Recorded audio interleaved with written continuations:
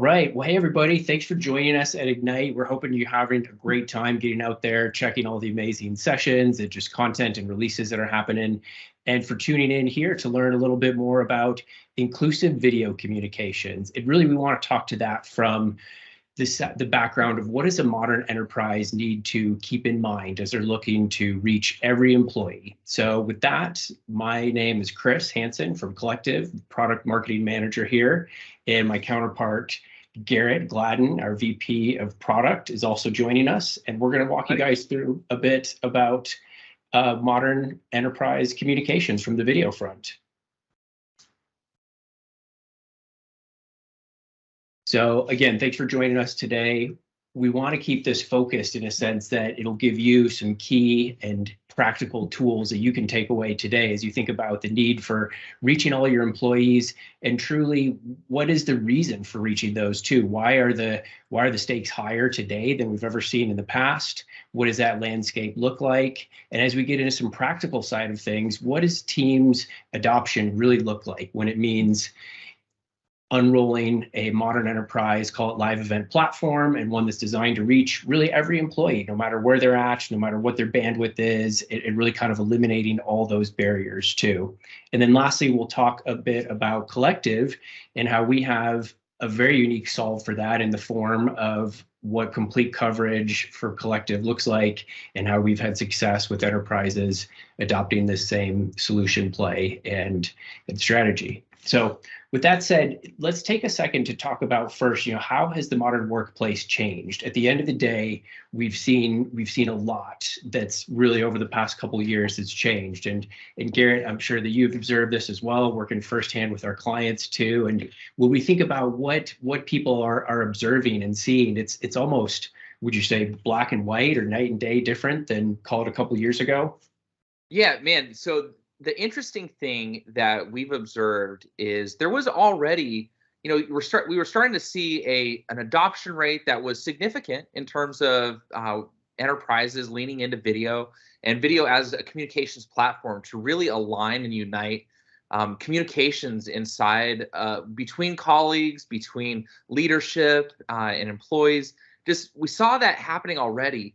But as soon as the pandemic hit, we were faced with an incredible challenge of staying on top of our communications, working together, leaning into new initiatives, and staying, connected became such a high priority that we just saw an absolute explosion. And so in that terms, it was a little bit black and white, where before, it was a nice gradual curve. And then all of a sudden we just saw it shoot through the roof in terms of adoption of Teams and Stream and just collaboration suites and video first as a communication tool.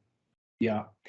It's so true. And when we look at the end of the day, the consumption rate too, as you talk about just how much that skyrocketed to it, that's a lot of what we're seeing, the bandwidth and the rate at which teams being physical groups in the offices too, we're connecting.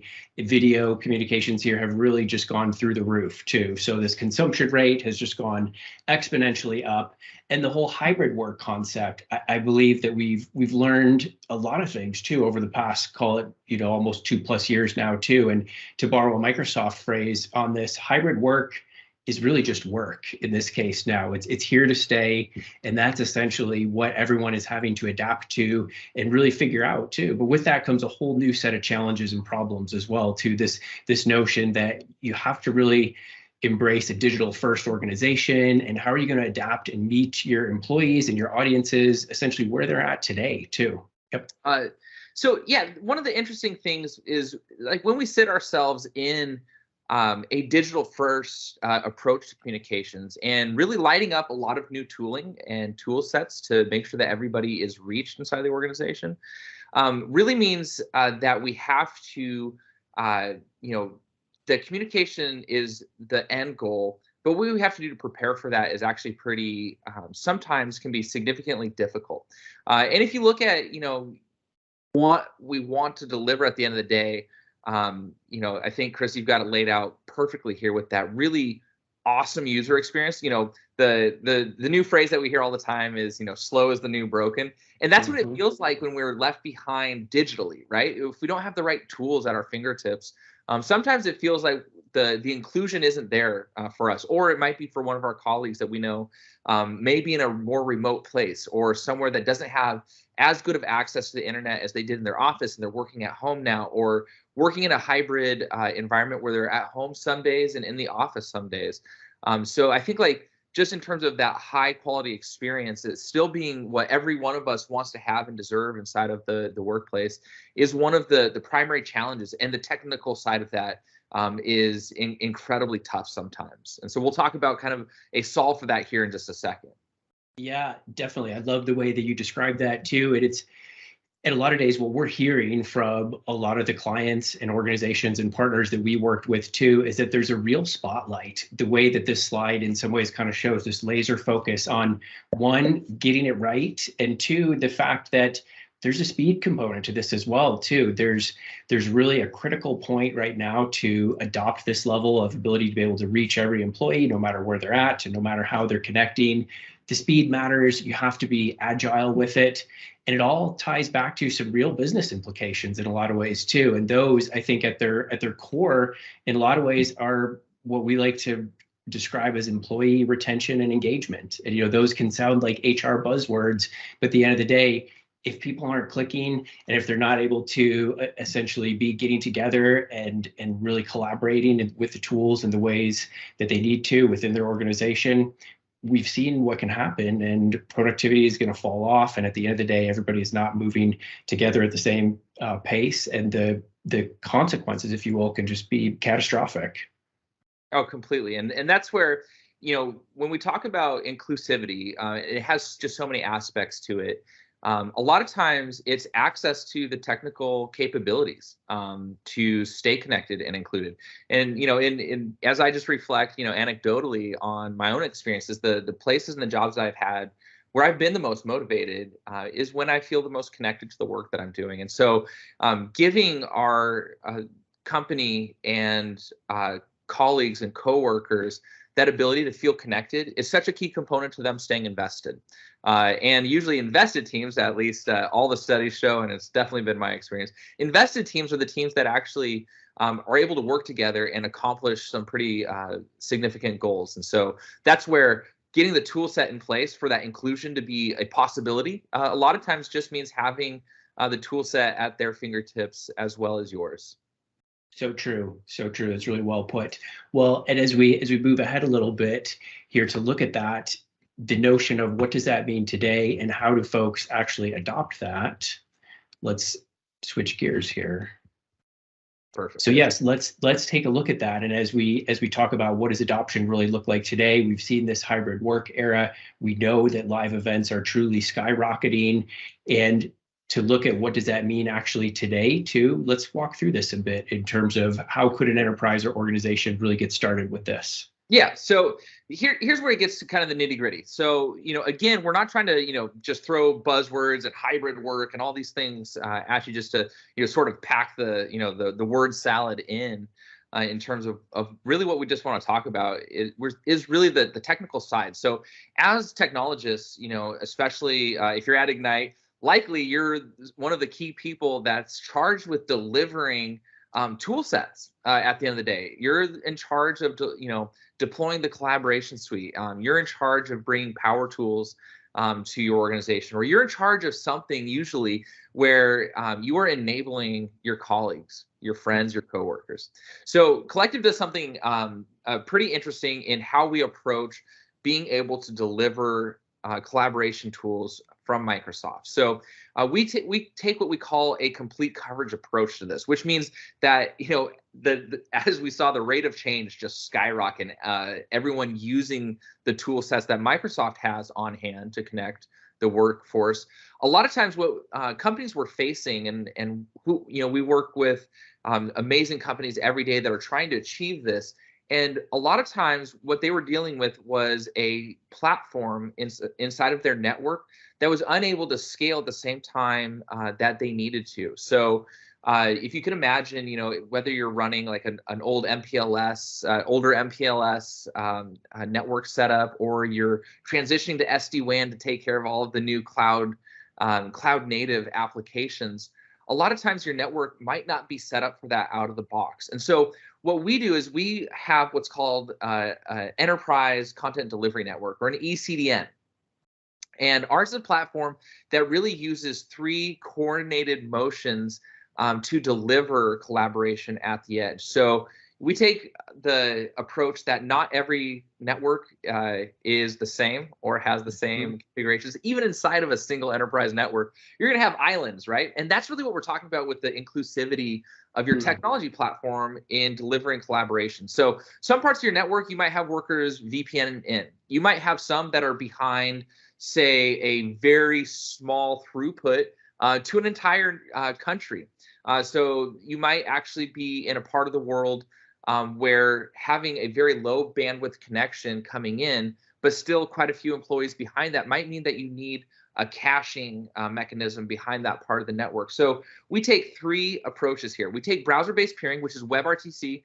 In fact, Chris and I are connected via Webrtc right now. We're using the Webrtc video channel inside of Teams to make this video.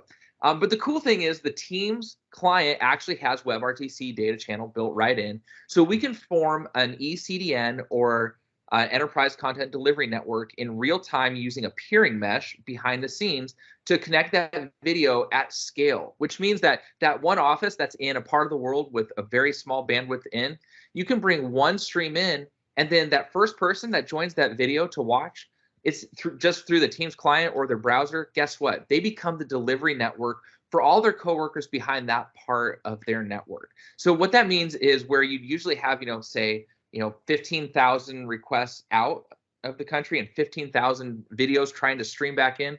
What if we could just do that with one? So that's where we have a massive opportunity here.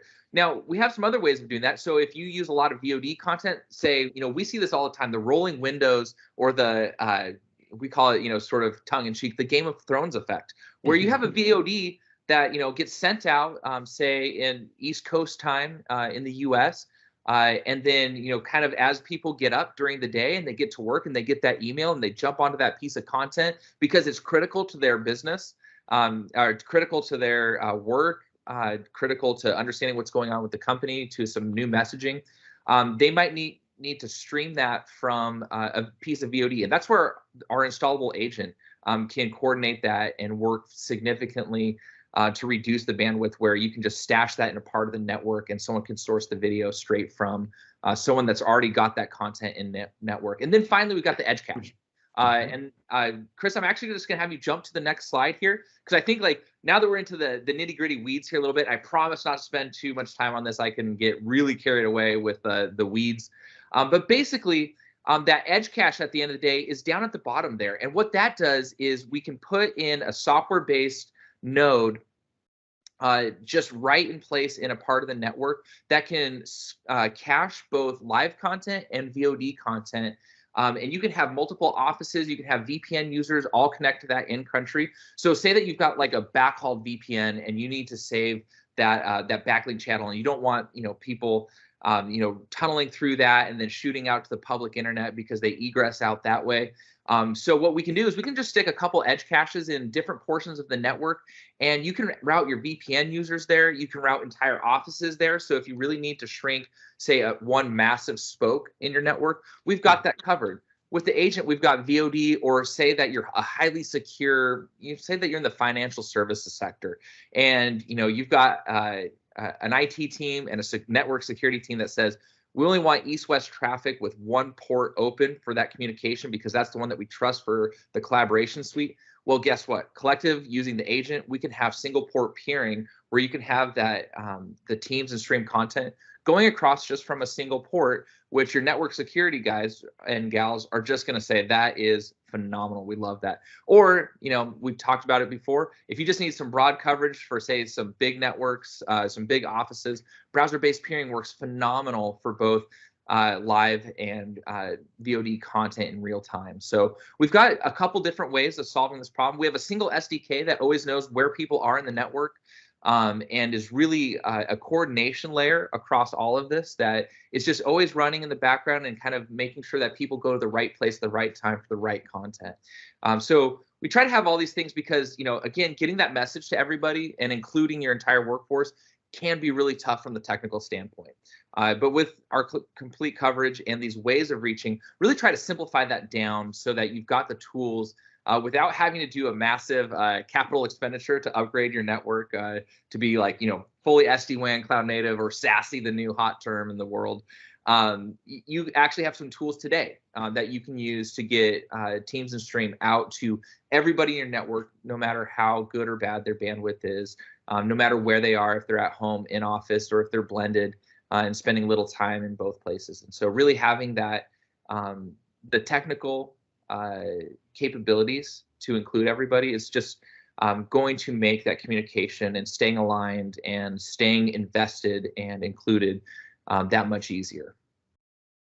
So good. And one of the things that we hear from oftentimes when we speak with, again, both users and even folks that are just, again, kind of within this industry alongside us too, is the ability to take a complex problem and Garett, as you were saying, just make it work, make it simple too, at the end of the day too. And I think that's really a lot of what we're hearing, again, from the industry, is that we need tools that we can get rolling with today fast too, that are easy to set up, and that at the end of the day, they're going to work. They're going to give us the confidence to deliver and reach all of our teams, no matter whether this is a live event, video on demand, a webinar, any one of those plugins for Call It Teams, the Teams client there that are related to live events too. And the notion is that it just gives the confidence to make it flawless and for events to go off without a hitch and to make it perfect too. So that's, I would say, if we had to think about any one message we want folks to understand and really to kind of walk away with too, as you're seeing this,